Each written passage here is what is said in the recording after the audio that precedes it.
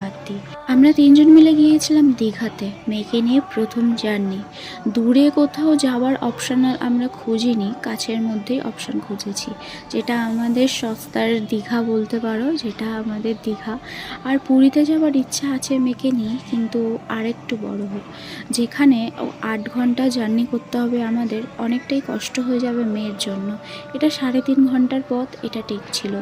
আর swimming pool দেখে মেয়ে এতটা আনন্দ করবে আমরা নিজেরাও বুঝে উঠতে পারিনি।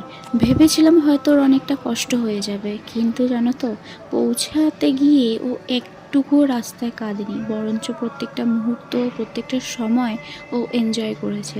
প্রতিটা মানুষের সাথে ও এতটা সুন্দরভাবে মিশেছে, মনে হচ্ছিল যেন ও কত দিনের চেনা তাদের সাথে। শুনেছি যেমন মা বাবা হয় তেমনই সন্তান, ঠিক তেমনই জানো তো, আমরা দুজন যেমন ঘুরতে ভালোবাসি, খেতে ভালোবাসি, একটু সাজ পোশাক করতে ভালোবাসি, কিন্তু আমার মেয়ে হয়েছে সেম আমাদেরই মতো।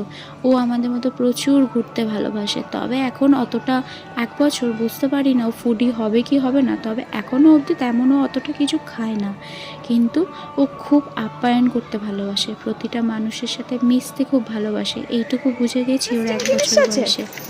তুমি ওখানে দেখো, ওই যে এই যে তোমার তোমার ডাক চিং চিং।